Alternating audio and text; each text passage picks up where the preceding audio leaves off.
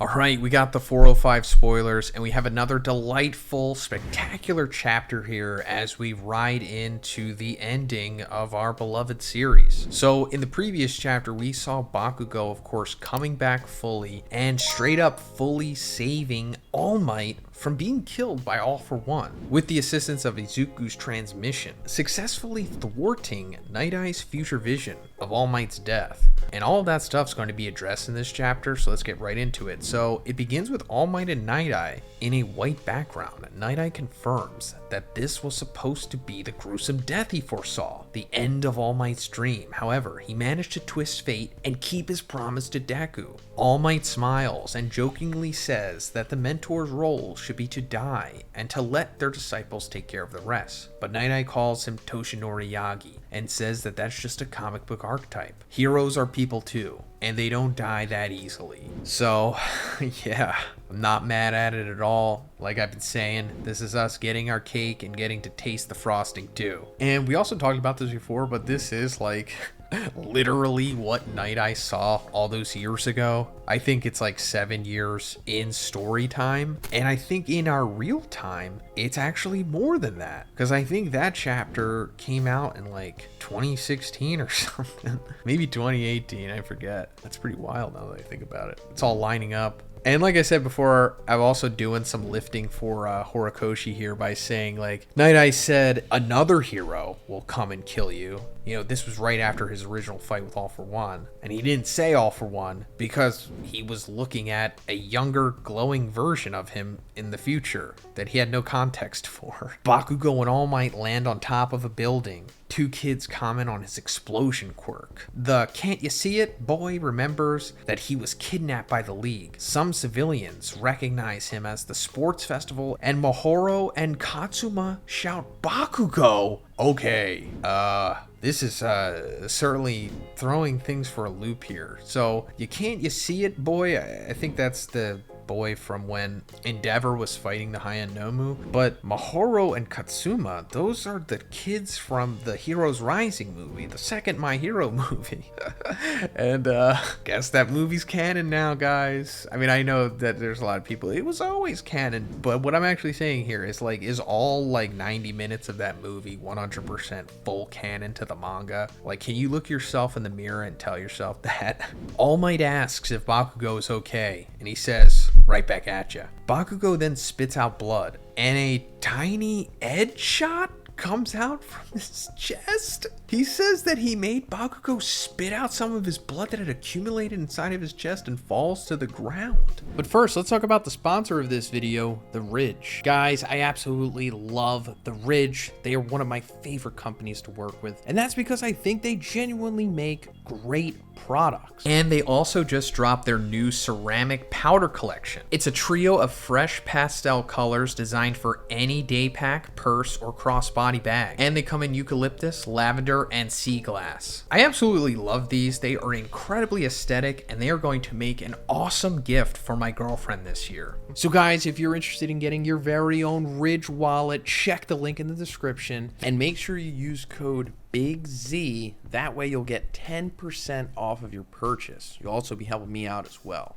Thanks, guys. He used his own body to mend the broken bones and injured organs, but Bakugo will continue to feel excruciating pain. It's not an ideal body for fighting, and Bakugo says he knows that very well and thanks his senpai for allowing him to continue living. Alright, so I don't really know what to make of this. I don't know if Headshot is like alive now. I'm thinking that he just like falls on the ground and then that was like it. That was all he had left and he's dead. And even that is kind of weird because the way that it was described when Edgeshot was fixing Bakugo's heart was like he was just going to literally give his entire body, like everything that he had, to become Bakugo's heart or just repairing him or whatever, and then he would just die or he just would have no consciousness or anything left, you know? He would just become meat glue. But that's not the case. He still like is alive after all of that, and then he falls on the ground like a worm, and like Bakugo doesn't look upset. He's like,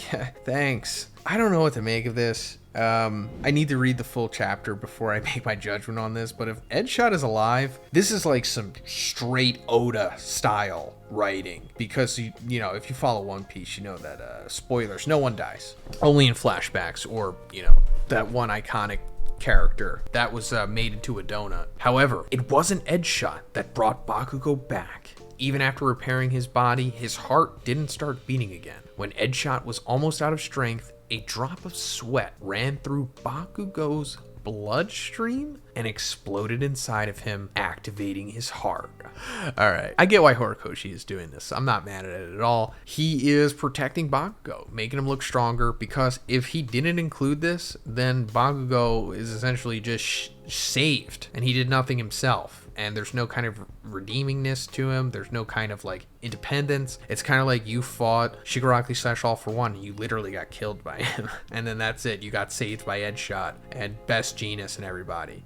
So, you know, there has to be some autonomy here for Bakugo. And it's like, yeah, he was saved by Edgeshot and everyone else, but it was his own sweat, guys, that, keep in mind, somehow traveled through his bloodstream and exploded inside of him, and it kickstarted his heart. Quote unquote Horikoshi 2023. I only connected the parts in place. It was the quirk you strengthened over the years that brought you back. Bakugo starts walking and asks, who the heck is that glowing child? He thought it was All for One based on what was happening and attacked without even thinking. I love Bakugo. I'm so glad he's back. I don't even care the logistics of it. But also, let's talk about the glowing child again. I don't know if I talked about this before, but when it was first revealed that All for One could glow, we were speculating about like, why is he the glowing baby? And it's like, probably not. And then I saw somebody else saying that like All for One just took the glowing baby's quirk just so that he could have the first quirk just for like, you know, collection.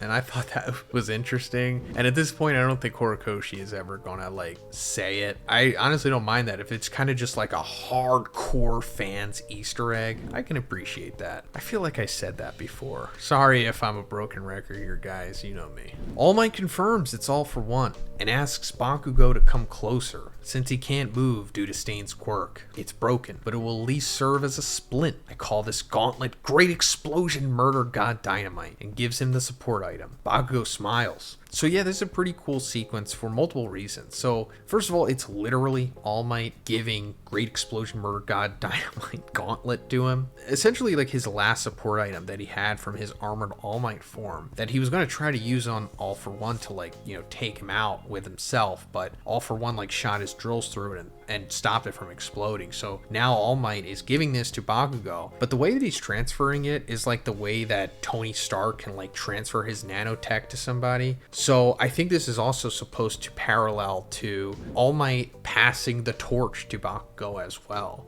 At least that's just what it looks like to me. And I'm sure this is going to be more than just a splint. A splint meaning like, you know, keeping his arm in place, you know, if it gets broken or whatever. I'm sure he'll use it as some ultimate attack as well or something. Or it'll bolster one of his explosions maybe. All for One is looking at Bakugo but realizes it's a waste of time. He needs to transfer the copy of his quirk to Tomura, but anger is taking over. He remembers Genius, Edgeshot, the Big Three, Endeavor, Hawks, Jiro, Tokoyami, Kami, Inasa, Makia, Mount Lady, Mineta, and All Might. The wind should be blowing my way, thinks All for One. Bakugo then appears next to him, shouts, I'm your final boss, and unleashes a giant explosion right in his face. All for One remembers the second user once again. Bakugo says he's here to step in when Deku can't handle it all on his own, just like he said during his apology. End of chapter. Nice. Okay, so All for One, as he's remembering all of these heroes here, this is, I think, Horikoshi's way of showing that they matter and that they actually did do something, which technically they did. All of these characters played their part in successfully keeping All for One from successfully accomplishing his goal. Even if it was just making him move one less inch than what he was going to move originally, they did it. And I guess it could go back to what was talking about in the previous chapter with like the flap of a butterfly's wings causing a hurricane in Texas. Or maybe I'm reading too much into it, but I'm thinking that's what Horikoshi's going for here. Could they have done more? Could there have been better endings for them? Could they have had individual opponents? and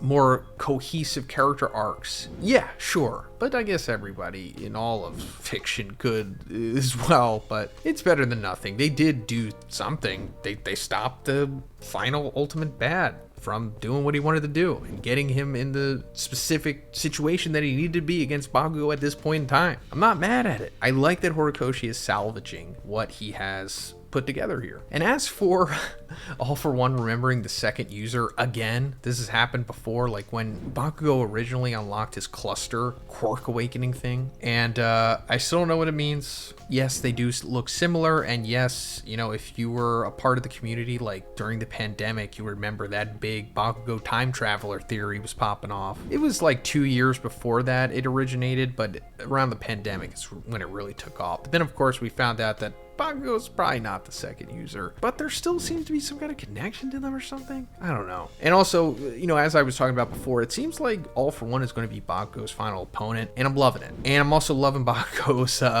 little speech here at the end, saying that he steps in when Deku can handle it. Very Goku Vegeta at the end of the Buu arc. And yeah, I'm really looking forward to see what happens here. Let me know what you think about this chapter in the comments, guys. And if you liked the video, please give it a like and please subscribe if you haven't already. Have a great day, and I'll see you in the next one.